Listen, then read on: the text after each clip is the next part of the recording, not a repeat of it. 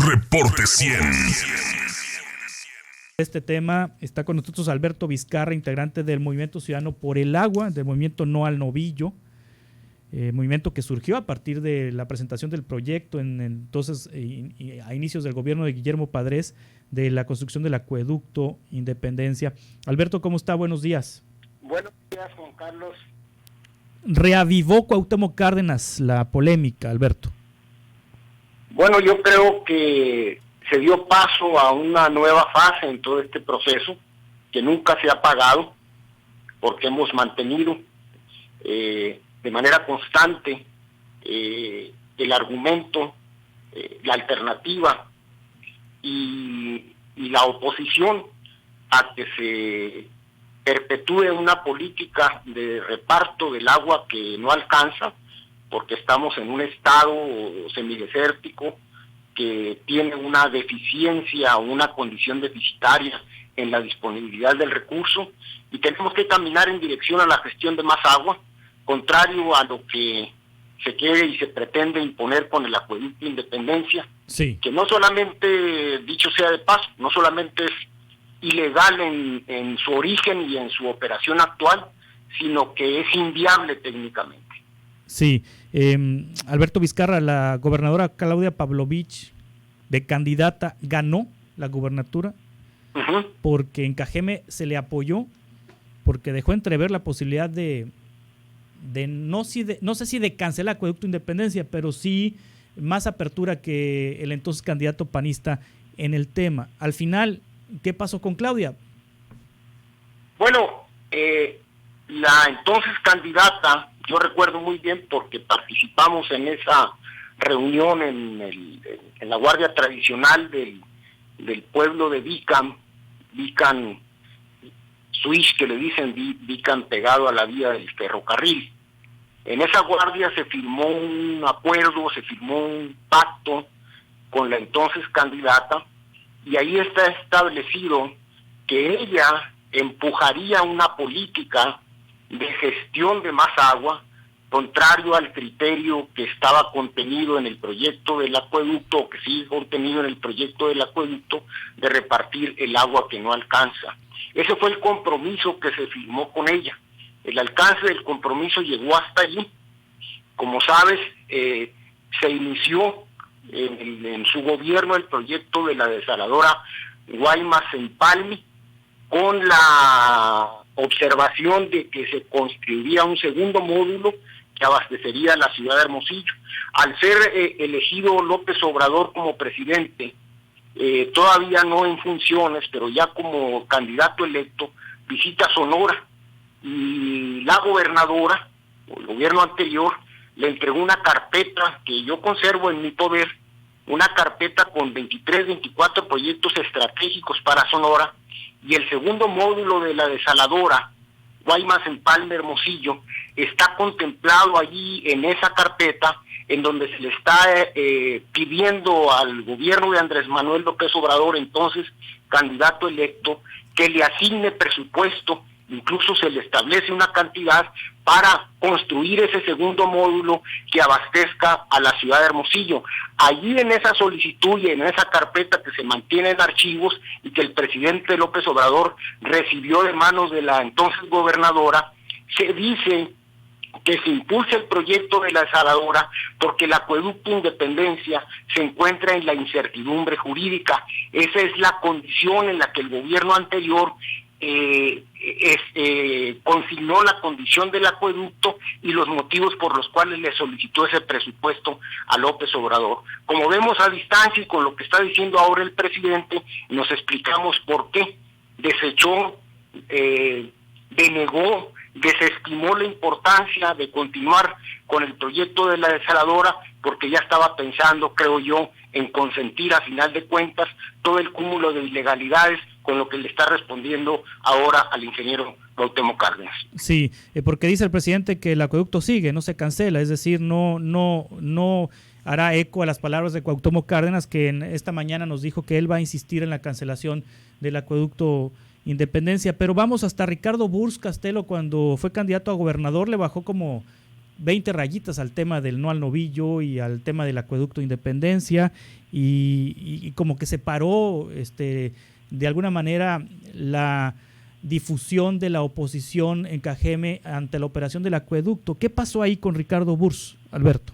Bueno, yo con todo respeto, pero yo estimo que esas opiniones de Ricardo Burs en su momento nunca representaron el sentir del pueblo de Cajeme, sí, mucho menos de los productores rurales, ya no digamos de la tribu yaqui. En realidad, dicha postura pues estuvo muy lejos del sentimiento popular y muy lejos del sentimiento de quienes están directamente siendo afectados por esta política hídrica. ¿Era para quedar bien con Hermosillo de Ricardo Burs como entonces candidato a gobernador? Pues yo ya no interpretaría los motivos por los cuales él hizo y dio esa postura, pero lo que sí puedo establecer con toda claridad es que eso nunca fue el sentir de la mayoría de los habitantes y de sí, quienes sabemos que esta obra afecta, lesiona y cancela en muchos aspectos el futuro de la región y la existencia misma de la tribu yaqui. Sí, Alberto Vizcarra, Guillermo Padres está de vuelta.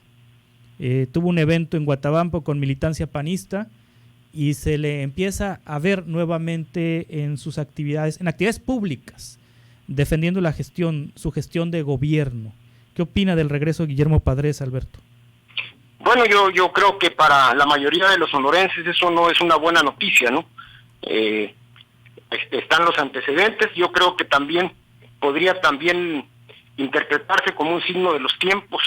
Creo que al parecer hay calor en el nuevo gobierno para esa vertiente de no grata memoria para Sonora, y que son precisamente los que sirvieron como instrumento para golpear al sur del estado, para hundir a Sonora en una política hídrica absurda, de división, de choque, de, como dice el gobernador actual, de espavientos y sombrerazos, y eso pues no le da futuro a nadie, ni a este gobierno, ni a los sonorenses, ni al país. Sí, Alberto Vizcarra, ¿cuál es la situación actual del tema del acueducto Independencia en la Suprema Corte de Justicia de la Nación? Porque pues los litigios continúan y la Suprema Corte no se ha pronunciado desde hace mucho tiempo. Bueno, es que la Suprema Corte ya se pronunció al respecto, sí, en particular en lo que concierne al proceso, al juicio que tiene que ver con la consulta al pueblo yaqui, con respecto al manifiesto de impacto ambiental, del cual carece el acueducto, y eso lo pone, entre otras cosas, en una condición de operación ilegal. Esa consulta no ha concluido, y es muy importante aquí subrayar en qué punto se atoró y está atorada esa consulta. El punto se atoró en el momento en que la Corte ordenó que se elaborara un estudio para dictaminar si la operación del acueducto le ocasionaba daños irreparables a la tribu yaqui. Allí mismo, en esa ordenanza, la Corte hace la precisión y la observación de que si se demuestra que la operación del acueducto le ocasiona daños irreparables a la tribu yaqui, luego entonces el acueducto se debe de cancelar aún antes de concluida la consulta. Esto es importante subrayarlo, porque creo que ayer escuché a uno de esos emisarios de la oscuridad decir que eso no tenía efecto vinculante. La verdad es que esta observancia de la Corte y de ella misma se derivó que el Instituto Nacional de Antropología e Historia elaborara un peritaje que duró bastante tiempo en su proceso, en investigaciones de campo y todo, que terminó con un documento del INAH, en donde en este estudio se establece con toda claridad que la operación del acueducto le ocasiona daños irreparables a la tribu, en tanto que este estudio se protocolizó en el proceso de la consulta. El estudio tiene valor jurídico y así quedó asentado.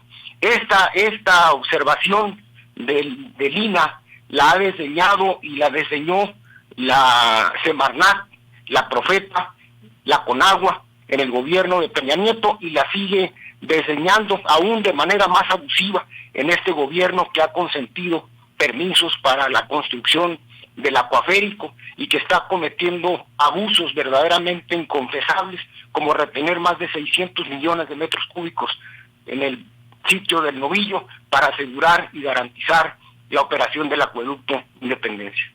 Sí, habla usted cuando bajó el embalse de la presa, ¿no? En efecto, cuando arbitrariamente ordenaron dejar de turbinar, con la complicidad de la Comisión Federal de Electricidad, con la complicidad de la Comisión Estatal del Agua y prácticamente con la batuta de la Conagua, para establecer una especie de dictadura sobre la cuenca del río Yaqui, sin consultar al Consejo de Cuenca del Noroeste, sin consultar a la tribu Yaqui, sin consultar a los 6 municipios del sur de Sonora, sin consultar a los productores, sin consultar a todos los usuarios de la cuenca baja del río Yaqui. Arbitrariamente deciden elevar el nivel del sitio del Novillo con 600 millones de metros cúbicos más, que no derivarán hacia la parte baja de la cuenca, sin importar las consecuencias y las afectaciones hacia el sur del estado. Estamos verdaderamente ante una situación vergonzosa.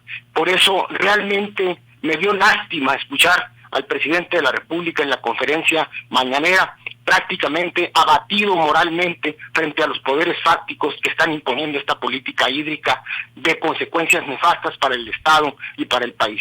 Sí, Alberto Vizcarra, finalmente dice el presidente que sí va a alcanzar el agua, que se va a administrar mejor el agua. Hace unos días platicaba con Rodrigo González, investigador del ITSON, y él nos decía que en promedio hay una disponibilidad de la presa El Novillo de 2,000 millones de metros cúbicos, y que actualmente 1,600, algo así, se van al distrito 041 y el resto 400 a la tribu Yaqui, pero ahora son 1,000 y 1,000, 1,000 y 1,000, más el acueducto. ¿De dónde va a salir el agua, Alberto? Bueno, yo creo que es importante las palabras del presidente en este caso, porque el presidente dice, yo creo, dice, que sí va a alcanzar. O sea, él lo define, él mismo lo define como una creencia. Y una creencia pues está muy lejos de una rigor técnico, ¿no? Y el presidente tiene poca proclividad al rigor técnico. Él le gusta más el emblematismo, el angelicalismo histórico, las analogías históricas, las comparaciones de él con los héroes nacionales, pero tiene muy poca proclividad al rigor técnico y todo lo está sustentando en una creencia, como efectivamente tú lo adelantas. Sabemos que la cuenca del río Yaqui, por estudios de la propia Conagua, un estudio especial que se elaboró por parte del Instituto Mexicano de la Tecnología del Agua, ordenado por Conagua, se hace en esos estudios un recuento completo de las situaciones en las que se encuentran las cuencas hidrológicas en el país, y ahí se establece que para antes del 2030 la cuenca del río Yaqui tendrá un déficit por encima de los 300 millones de metros cúbicos, sin considerar, porque este estudio se hizo en 2006, la operación del acueducto Independencia. Ese estudio que prevé ese déficit de la cuenca de 300 millones de metros cúbicos para el 2030, ya ahorita la cuenca está operando con ese déficit. Por eso se han cancelado los segundos cultivos, por eso se le negó en el 2009 a la tribu Yaqui agua para 10,000 hectáreas, por eso estamos viendo la arbitrariedad de que se almacene agua por encima de la que tradicionalmente se almacenaba en el Novillo para poderle dar viabilidad al acueducto. El agua de la que habla el presidente es un agua en la que él cree que va a alcanzar, pero no tiene manera de demostrarlo técnicamente, y lo está haciendo desgraciadamente para justificar y coronar una obra que prácticamente es el emblematismo de las políticas económicas neoliberales, en tanto que se está estimando el agua como una mercancía en función de su tasa de retorno monetario y no de su tasa de retorno social y desarrollo económico. Sí, me queda poco tiempo, pero me está escribiendo aquí Carlos Espinosa, quien fue el responsable, el abogado del gobierno de Guillermo Padres en el sexenio 2009-2015, el responsable jurídico. Dice Carlos Espinosa: la primera sala de la Corte validó los títulos de asignación del acueducto. El agua es para Hermosillo y son válidos los títulos. La consulta no se ha llevado a cabo porque la tribu no ha permitido que se lleve a cabo, y uno de los parámetros que deben de valorarse es cuál es el interés social en juego más trascendente, tomando en cuenta el criterio poblacional y sobre la base que el consumo humano es fundamental sobre cualquier otro uso. La sentencia es clara. Lo que estás comentando sobre el 50% del agua del Oviachic, eso es lo que defienden los intereses de los agrotitanes. Los hogares de Obregón jamás han sufrido ningún menoscabo. Es lo que comenta Carlos Espinosa. Sí, pues está hablando de un recurso que fue sobreseído, fue sobreseído en su momento. Está hablando de hazañas jurídicas perdidas, que no tiene manera de documentar. O sea, aquí no se está hablando de que el sur de Sonora reclame el 50% de la cuenca. Hay concesiones legalmente establecidas para todos los usuarios de la cuenca, concesiones que nunca se respetaron por quienes violaron disposiciones judiciales y en desacato ordenaron que se construyera el acueducto Independencia. Incluso uno de sus funcionarios de la CEA fue destituido por ese motivo. O sea, no hay manera, no tienen argumentos. Lo que resulta verdaderamente patético es escuchar ayer en un medio de radio estatal a Roberto Romero defendiendo al presidente Andrés Manuel López Obrador. Verdaderas contradicciones insalvables que estamos viendo en estos momentos, en que efectivamente lo que se requiere es una política de unidad en el Estado trazada en torno a la gestión de más agua, y desgraciadamente estamos viendo que el gobernador del Estado se aleja de esa política y con ello también el presidente de la República. Yo creo que es el momento preciso de recapacitar.